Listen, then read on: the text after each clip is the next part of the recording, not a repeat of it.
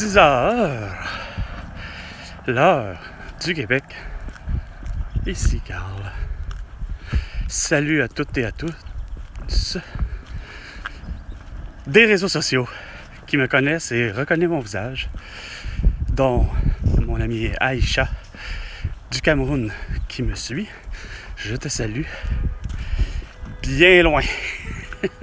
On a un océan qui nous sépare, hein? Puis une partie d'un continent, chacun et l'autre, OK? Donc, François Legault, Isabelle Bray, Justin Trudeau, Sophie Grégoire, Valérie Plante, Régis Lebaume et Bruno Marchand, entre autres. J'aimerais revenir sur les funérailles de mon grand-père.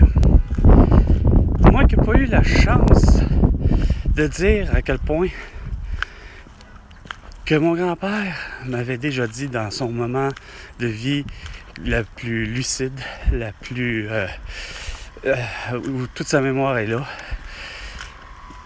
Il m'a déjà dit le pourquoi il s'était enrôlé dans les forces armées canadiennes. Tant qu'à moi, je lui ai toujours dit à mon grand-père, ça aurait dû être les forces armées québécoises. Ça serait encore plus d'à propos. Mais ça, cette discussion-là avec mon grand-père, je peux vous dire que je l'ai déjà eue à l'idée de la souveraineté. Puis justement, il y a une chose que pour lui, il n'y a rien à faire.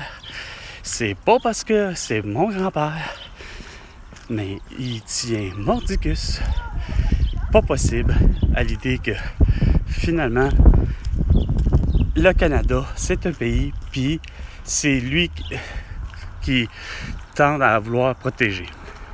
Dans le sens qu'il ne voit pas d'intérêt à ce que le Québec se sépare, soit souverain, indépendant et libre. Ça, je l'ai déjà eu. Une discussion d'homme qui a du vécu pour ce qui est de... Non, on va faire autrement, là, c'est laid, là. On ne voit pas. Un homme qui a du vécu pour avoir justement embrassé une cause de paix. Puis comment il m'avait vraiment dit ça, le pourquoi il s'était enrôlé, c'est que il a toujours figuré l'idée que il s'en va pas là déjà pour tuer l'ennemi et assassiner des gens. Parce que son but, c'est pas en faisant ça que tu vas justement avoir la paix à, comme il me disait, ça revenait à ça, c'est que je me sens étranger quand je vais là-bas, même au front, mais je suis conscient que je suis dans le fond un visiteur et c'est à moi à m'habituer aux us, mœurs, coutumes, habitudes à laquelle les gens vivent là-bas. C'est de cette façon-là qu'il m'a dit ça, mais venant de sa bouche, c'était d'une sérénité, d'une vérité. C'était pour mes oreilles, sérieux. Allant jusqu'à ma troisième oreille, là, celle de la conscience, là, j'ai pris ça pour d'une pureté de ses paroles à mon grand-père, Gaétan Brochu.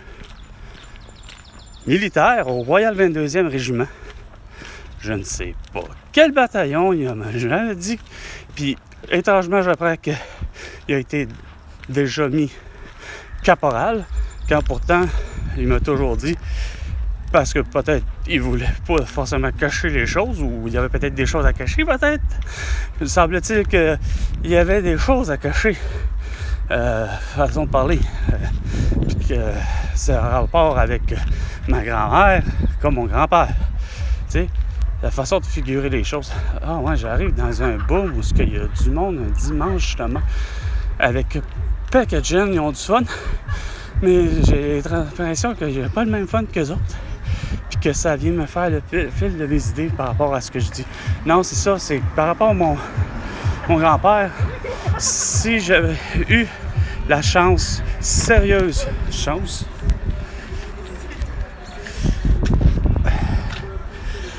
de pouvoir l'interviewer à nouveau, ça c'était un de mes objectifs de vie. Je m'étais dit, je vais l'interviewer à nouveau pour réussir à capter justement sur caméra, audio-vidéo, dans le but que vous réussissiez à ressentir ce que j'ai ressenti moi-même, puis venant de la bouche de mon grand-père, j'ai toujours trouvé que mon grand-père, et j'ai toujours trouvé que les êtres humains, en fait, ont de très belles voix, puis venant de la façon qu'il a mis le volume, l'intention, c'est-à-dire voyons. Enfin bref, l'intensité, non, pas plus. En tout cas, tu sais, toute la façon que ça a sorti, puis son langage non verbal, ça m'a paru facile de comprendre que, par moyen de, justement, de comprendre, mettons, les Vietnamiens, ben, il s'était mis à la place de son, probablement, képi de caporal.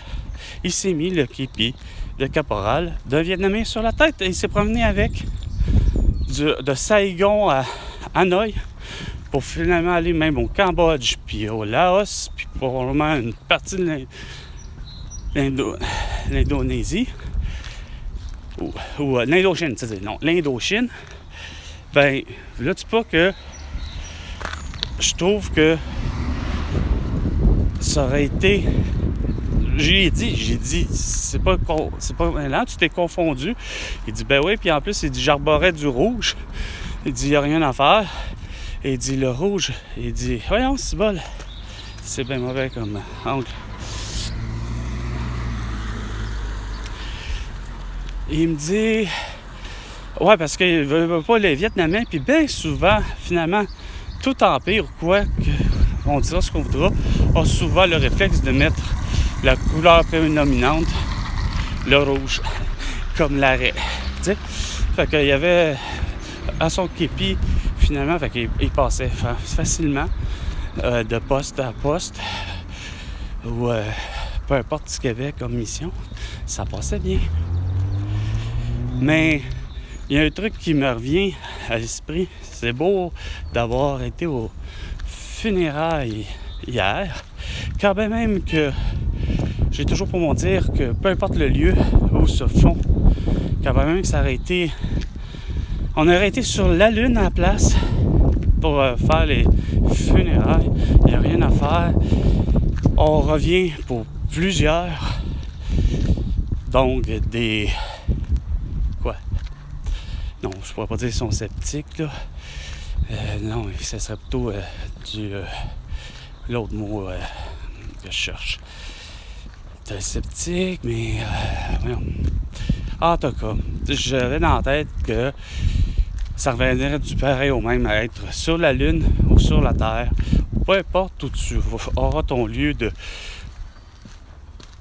mettre quelqu'un en terre ou quoi que ce soit, peu importe, même crémation, etc., en vient à dire que, dans le fond, c'est quoi de dire Dieu, à quelque part, est omniprésent pour plusieurs êtres humains. Et pour ma part, j'ai beau avoir écouté ce qui, semble-t-il, a sa voix, mettons, qui était projetée par André, je crois, faut pas me tromper, le prêtre.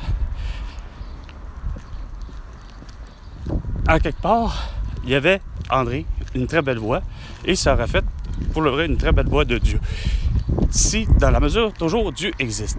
Moi, personnellement, je l'ai toujours dit, je m'en suis jamais gêné. Moi, Carl. Écoutez bien ça. François Legault, Isabelle Bray, Justin Trudeau, ça fait grave. Isabelle Bray, désolé de répéter. Valérie Plante, Régis Sabon, nous marchons. Moi, dans ma tête, il n'y a rien à faire. Moi, Carl, Dieu n'existe pas. On est malheureusement des milliards d'êtres humains sur Terre. On y va pour quasiment 10 milliards. Et il n'y a rien à faire.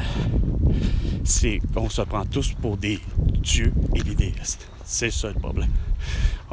On a tous un complexe de supériorité, de condescendance. Mais moi, à mes yeux, Gaétan Brochu pour comment il a vécu sa vie de militaire, à me revenir avec une réponse comme de quoi qu'il s'en est tiré de cette façon-là à plutôt aller vers l'ouverture d'esprit, à être à l'écoute des mœurs et des coutumes. Moi, ça fait penser que à quelque part, il n'y a rien à faire. Mon grand-père, à moi, Gaétan Brochu, c'est mon héros, à moi, Carl Brochu. Sans pour autant prétendre que c'est parce que je dis ça, parce que, quoi, finalement, c'est mon grand-père, oui, mais n'empêche que il a fait toutes ces choses-là bien avant ma naissance. Ce qui fait que, tu sais, j'ai une façon de voir ça plutôt un peu en détachement, en me disant que c'est pas par parti pris, ça aurait été une autre personne totalement qui m'aurait dit quelque chose du genre, que je l'aurais nommé. Donc, autrement dit, un autre militaire qui m'aurait revenu avec une réponse de la même façon, ben, j'aurais pris conscience que il y a de quoi d'être un héros, à quelque part. Là. Philosophiquement parlant, on peut s'entendre et comprendre que, quelque part, il était tout un philosophe, mon grand-père, tu sais.